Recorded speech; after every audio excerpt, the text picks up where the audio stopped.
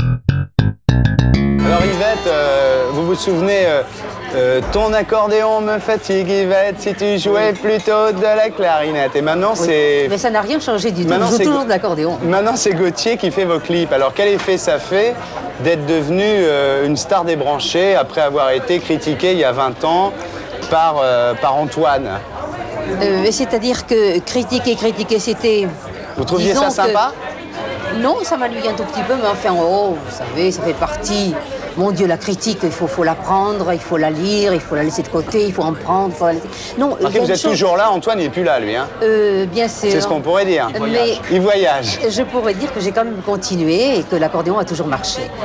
Alors quand vous étiez petite, vous vouliez être concertiste et puis c'est vos parents qui vous ont dit finalement tu devrais jouer de l'accordéon parce que l'accordéon quand même, on meurt pas de faim quand on joue de l'accordéon. Alors est-ce qu'aujourd'hui vous donneriez la moitié de votre carrière d'accordéoniste pour une carrière de concertiste?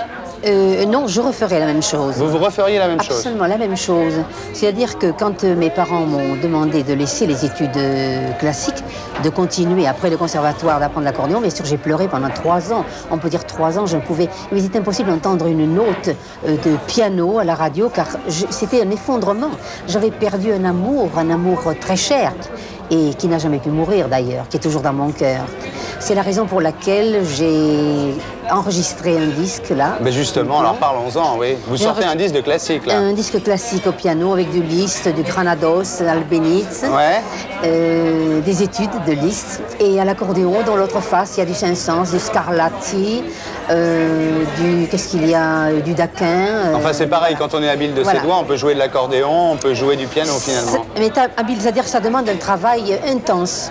C'est une discipline que l'on doit s'imposer, une discipline, je dirais, réduite à 50-60% quand on a un amour, quand on fait les choses avec passion, avec amour. Donc, c'est un travail constant. Est-ce que je disais, moi je travaille beaucoup, mais c'est vrai, ce que je dis à M. Dumas. Il n'y a pas de grande réussite sans travail, cher. C'est une légende, ça. Et moi je connais les plus grands travails, mais ils ne donnent pas toujours l'impression d'être harassés. Oui. Bah, Yvette est très disponible pour quelqu'un qui travaille autant. Je crois que vous êtes couché à 6 h du matin, vous avez fait 600 km, vous êtes là. Oui, je suis là. Vous sortez un livre aussi. Oui, également sur ma carrière. Oui. C'est pas chez Carrère Lafont quand même. Ça fait 10 ans que l'on me demande de... C'est pas chez Carrère, non? Non, c'est chez Philippe Aki. Ah, d'accord. Voilà. Oui, ça demande un travail intense, donc c'est ça. Et la musique, il y a une chose qui se passe, c'est qu'il faut se remettre en question tous les jours. Tous les jours. On ne sait jamais. Vous avez le trac quand vous montez sur une scène? Vous avez toujours le trac?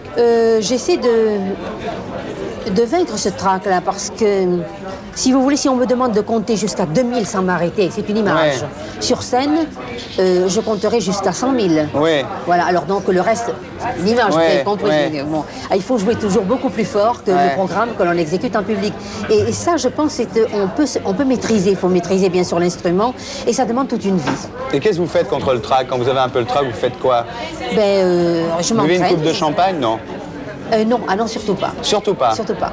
Alors je vais vous poser une question qui me brûle les lèvres, c'est que vous avez joué dans une fête organisée par Couscous Clan actuel à la cartoucherie avec Mori Kanté.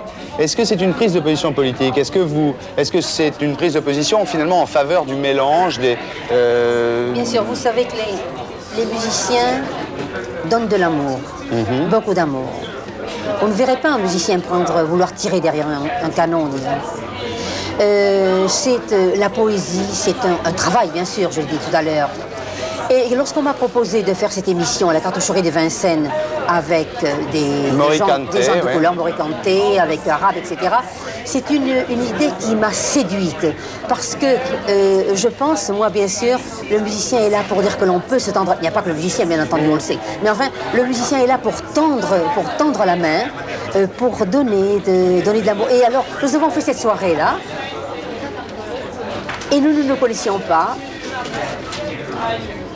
Alors, étant donné que celui qui jouait de l'harpe indienne me dit « je ne peux pas enregistrer je ne peux pas jouer dans plusieurs tons, je ne peux jouer qu'en mi bémol ». Je lui ai dit « écoutez, lorsque ce sera à vous de vous exprimer, je ferai passer mon orchestre en mi bémol. Tout le monde jouera en mi bémol. Et vous pourrez vous exprimer. Et nous avons joué. Alors finalement, ça a été une improvisation pendant les 4 heures de temps. Et j'ai passé une soirée, je peux dire, qui marquera dans ma carrière. Nous avons joué avec beaucoup d'amour. Nous nous sommes relayés, nous nous sommes tendus la main. Et il y avait quelque chose qui passait. Ça, absolument. Roland Dumas, ça devrait vous faire plaisir, ça, de voir Yvette Horner aller jouer avec Maury Kanté, avec des musiciens africains, arabes. C'est très beau. Je trouve qu'elle parle tellement bien de la musique. Elle en joue très bien, mais elle en parle très bien. C'est marrant parce que Yvette Horner, c'est quand même le symbole du tricolore. Si on pouvait parler de la politique de la même façon, elle devient multicolore. C'est extraordinaire. Je dois dire que ce jour-là, donc, il y avait Daniel Mitterrand qui était venu avec Jacques Lang et qui ont trouvé cette soirée, disons, je m'excuse du mot, mais enfin exceptionnelle, puisque c'est eux qui l'ont dit. C'est comme ça qu'on en a parlé, bien sûr. Et ils désirent donc faire une grande soirée au mois d'octobre. Très bien. Avec plusieurs races où nous nous tendrons la main, pour nous faire voir au monde que c'est l'amour qu'il faut. C'est l'amour, cette chaleur humaine est importante. On ne peut pas vivre sans l'amour. On ne peut pas vivre sans l'amitié. On ne peut pas vivre sans cette tendresse, ça n'existe pas. C'est fondamental. Et j'étais très heureuse, je vous dis, j'ai été séduite par cette idée et je le referai avec un grand plaisir. Yvette, vous avez été élevée chez les Bonnes Sœurs. Est-ce que vous êtes toujours croyante? Je suis croyante. Oui. Ça se traduit comment? Vous faites une prière avant de rentrer sur scène? Non. Non. Ça se traduit comment? On n'a pas besoin de fréquenter l'église, enfin bon, c'est moi qui le pense, c'est peut-être une erreur, mais on peut très bien être croyant, on peut prier partout. Pas? Non, je ne fais pas de prière avant de rentrer, mais je suis croyante. Vous êtes croyante. Je ne suis pas pratiquante parce que le temps m'en empêche, mais il y a une forme, si vous voulez, de pratique dans ma croyance. Donc je pense que je n'ai peut-être pas besoin d'aller à l'église tous les dimanches. Roland Dumas, vous êtes croyant? Je crois à quelque existence de la divinité, oui, à l'ordre des choses, à l'ordre du monde. Oui, je ne suis pas forcément engagé dans une religion. Et je pense aussi qu'il y a un tronc commun à toutes les religions. Oui, bien sûr. Qui est cette forme dont parle si bien Yvette, c'est-à-dire la richesse de l'humanité. Voilà, c'est ça. Voilà le Dieu. Moi, je pense qu'il n'y a pas plusieurs dieux, il n'y en a qu'un. Et plusieurs façons d'y arriver. Il n'y en a qu'un.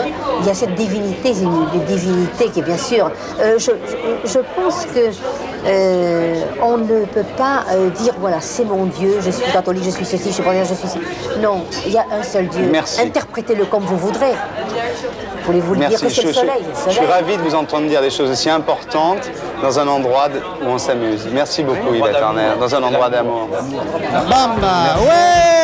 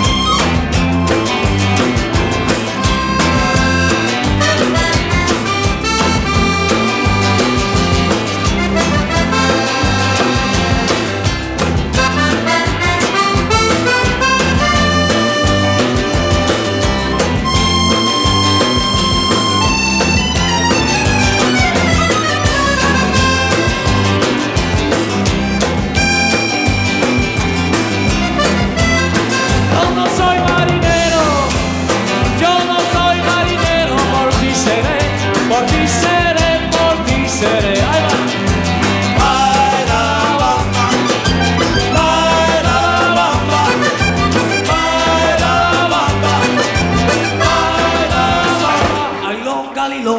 longo. El sombrero me lo quito, me lo pongo. Ay, longa, di longa, di longo. El sombrero me lo quito, me lo pongo. Ay, longa, di longa, di longo. El sombrero me lo quito, me lo pongo. Ay, longa, di longa, di longo. El sombrero me lo quito, me lo pongo. Ay, la la bamba. Ay, la la bamba. Ay, la la bamba. Ay, la la bamba. Ay, la la bamba.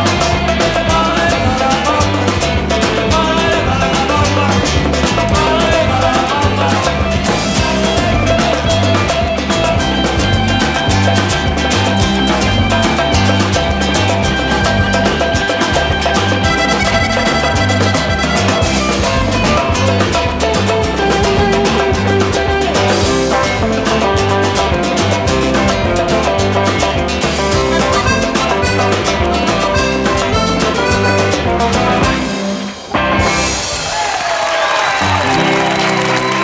Bon alors Yvette, quels sont tes projets pour 88? Alors là, j'ai des projets, un très beau projet. Vas-y. Mais tu me permettras de garder le secret par Ah non, ça commence mal là. Alors Yvette, non dis-le, allez, non dis-le, allez, on le dira à personne. Oh, écoute, ben... Oh non, c'est trop... Non, je ne peux pas le dire. Allez. Je ne peux pas le dire. C'est quoi? Je ne peux pas le dire. Je vais me déguiser en Charlot. Ah bon, tu vas... Oui. Ah c'est bien. C'est ça. Je vais faire un numéro de musical. Tu vas faire un... Ouais. C'est ça. Avec Charlot qui jouera de l'accordéon, tu vois. Ah bah c'est bien. Alors, ça se prépare. C'est en train de se Voilà, préparer. ça se prépare, oui. Et qu'est-ce que tu souhaites aux gens pour l'année 88? Alors moi, ce que je souhaite, vraiment une chose, très sincèrement, je dirais beaucoup d'amour, se tendre la main, que tous les enfants du monde soient heureux, puissent sourire, que l'on s'amuse énormément avec l'accordéon et les autres instruments aussi. Voilà, beaucoup de gaieté. Merci Yvette. Bravo Yvette.